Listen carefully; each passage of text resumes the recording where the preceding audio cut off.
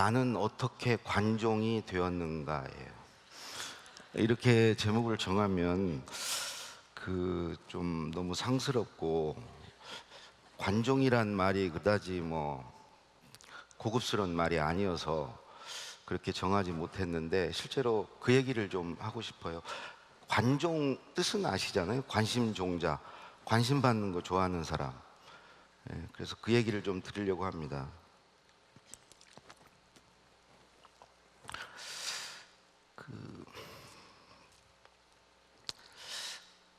조금 전에 우리 교수님 강의 열등감 얘기를 쭉 해주셨는데, 저야말로 열등감 덩어리였어요.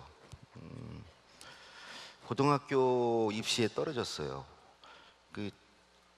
전주라는 작은 동네에서 후기 고등학교를 다니면서 교복을 입고 다니는 거, 어린 나이에 그건 엄청난 상처예요. 저는 또 고3 때 80년 광주 민주화운동 시기여서 또 1년을 더 다니게 돼서 4년간 교복을 입고 다녔어요. 가장 힘든 게 여학생들이 남자 취급을, 남학생 취급을 않는 거였죠. 투명인간 취급을 하는 거죠. 제가 그렇게 느꼈는지 모르지만 어쨌든 저는 그런 시선을 받으면서 4년을 다녔어요. 대학에 갔는데 친구들과 대화를 하는데 아는 게 아무것도 없는 거예요. 그때는 이제 술도 많이 먹고 그럴 때 새벽까지 이렇게 술을 먹는데 아는 게 없고 대화에 끼어들질 못하고, 그렇다고 집에 가자니 너무 자존심이 상하고 어떻게든지 한마디라도 끼어들어야 되겠다는 마음으로 호시탐탐 기회를 노리다가 새벽 2시, 3시가 이제 돼서 자리가 파해진 거예요. 근데 한마디도 못한 거야. 너무 허탈한 거예요. 그리고 자괴감이 드는 거예요. 도대체 나는 뭔가. 집에 가면서 발걸음이 너무 무거웠어요. 그에 반해서 제가 신입사원이 돼서 대학 때 공부를 안 했죠. 그렇지만 그 당시에는 다 취업이 다 될 때예요. 사람이 모자라던 시절이에요. 여기 학교 앞, 여기 교내에 어느 삼성 땡땡 합격에 현수막이 붙은 걸 보고 깜짝 놀랐어요. 우리 때는 회사 취업은 다 됐거든요. 그러면 그 전까지는 제가 어떻게 살았냐? 그냥 읽고 들으면서 살았어요. 학교 다니는 내내 선생님 말씀 듣고 교과서 참고서 읽고 들으면서 살았어요. 읽고 들으면서만 살았는데 말하고 쓰지 않았는데 칭찬을 받고 인정을 받고 그랬어요. 오히려 학교 다닐 때 떠들거나 선생님께 엉뚱한 질문을 하거나 그러면 선생님한테 맞았죠. 되게 질문하다 맞는 경우는 굉장히 창의적인 질문을 했을 때예요. 그럼 선생님이 나와, 너 지금 장난해? 친구들 그렇게 맞는 친구들을 많이 봤죠. 근데 저는 잘 듣고 잘 읽었어요. 그렇게 해서 사회에 나왔는데 잘 읽고 잘 들은 게 사회에서 가장 좋은 내가 안전하게 출세할 수 있는 길이더라고요. 상사의 의중을 잘 읽고 회사가 기대하는 바를 잘 파악하고 읽어내고 시장 흐름을 잘 읽고 상사 말 잘 듣고 시키는 대로 잘하고 받아쓰기 잘하고, 그러면 사회생활이 순탄하고 잘 되더라고요. 저는 그런 점에서는 아주 훈련이 잘 돼 있었던 것 같아요. 저같이 이제 말을 하는 걸 두려워하고 전혀 쓰지 않은 사람이 저한테 가장 좋은 일은 결국 찾아진 게, 저 같은 경우는 남의 글을 쓰는 일이었어요. 제가 없어도 돼요. 없을수록 그건 잘할 수 있는 일이에요. 남의 생각을 잘 읽어서 그 생각을 그분이 원하는 글로 표현해주면 되거든요. 내가 내 안에 있으면 갈등하죠. 나와 부딪히죠. 근데 내가 없을 때 가장 잘할 수 있는. 근데 많은 분들이 저는 회사에서 쓰는 글들, 보고서 뭐 이런 게 자기 글 쓰고 있다고 생각하지 않아요. 회사가 원하는 거, 기대하는 거, 그걸 잘 읽어서 쓰는 거죠. 어찌 보면 저와 비슷한 일을 하고 계신 거죠. 그런 생활을 계속 하다 보니까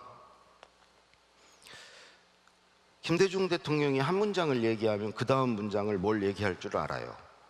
노무현 대통령 모실 때는 친구들을 만나서 얘기할 때도 노무현 대통령과 똑같이 얘기를 했어요. 그야말로 빙의가 되는 거예요. 영혼이 없어지는 거예요. 나는 없어진 거예요. 정신적으로는 되게 힘들어요. 우울증에도 걸렸고요. 공황장애도 겪었고요. 강박 증세에 계속 시달렸죠.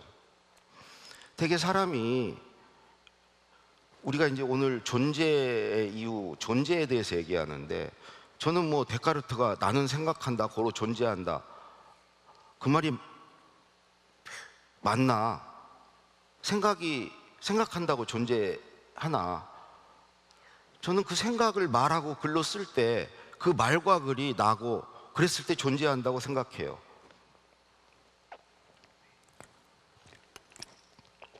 근데 말하지 않고 쓰지 않고 살았어요. 그러다 보니까 내 안에 있는 나의 생각, 감정이 난데 그것을 표현하지 않고 사는 거예요. 내 감정이 뭐가 싫고 누가 믿고 뭐 해도 그런 표현 안 하는 거예요. 나무집 살 때는 계란 후라이 같은 거, 김 같은 거 먹고 싶어도 먹지 않는 거. 그리고 뭐가 필요한 게 있어도 학교에서 뭐 가져오는 게 있냐 그러면 됐어요, 없어요 이러는 거.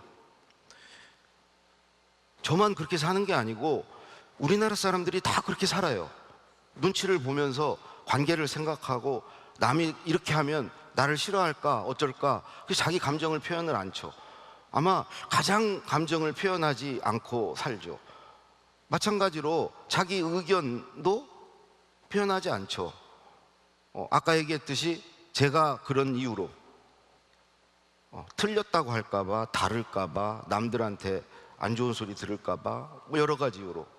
또 우리는 한번 뭘 실패하고 실수하면은 재기가 잘 안 돼요. 어쨌든 여러 가지 이유로 자기 생각이건 감정이건 드러내지 않죠. 그러니까 저는 우리 40대 암발병률이 세계 1등이고 뭐 이혼율, 자살률 뭐 이런 것들이 다 1등이고 행복도가 세계 꼴등이라는 거, 저는 이것과 무관하지 않다고 생각해요. 나의 정체성이 어디를 다니는 사람이었어요. 근데 어느 순간부터 보니까 다니는 데가 없고 월급 주는 데도 없고 나에게 누가 뭘 시키는 사람도 없고 그냥 내가 나로서 살아가는 되는 거예요.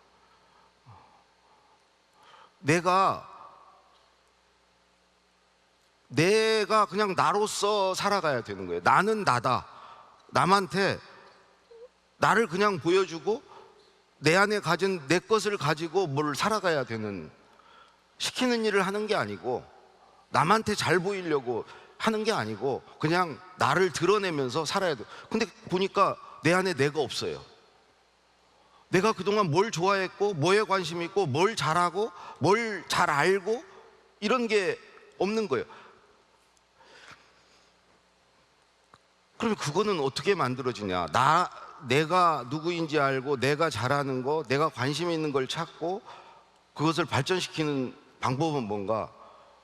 딱 두 가지밖에 없어요. 말하고 쓰는 거죠. 내 말과 글을 계속 발전시켜 나가는 것만이 나를 찾고 나를 성장시키는 길이죠. 내가 학교 다닐 때 그리고 직장 다닐 때는 그냥 읽기 듣기예요. 남의 말, 남의 글을 내 머릿속에 넣어놨다가 그걸 그대로 토해내는 과정이었어요. 그 과정에 나는 개입되지 않았어요.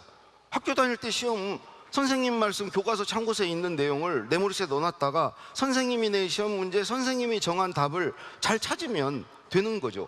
회사 생활도 마찬가지였다는 생각이 드는 거예요. 근데 이제는 나도 읽기 듣기를 해야죠. 읽기 듣기 없이 말하기 쓰기는 불가능해요. 근데 읽기 듣기에서 그치는 게 아니고 말하기 쓰기를 위한 읽기 듣기를 하는 거예요. 근데 읽기 듣기를 그렇게 하는 읽기 듣기는 너무 즐거운 거예요. 그래서 그걸 뭔가를 내 것을 만드는 거니까. 그래서 찾았어요.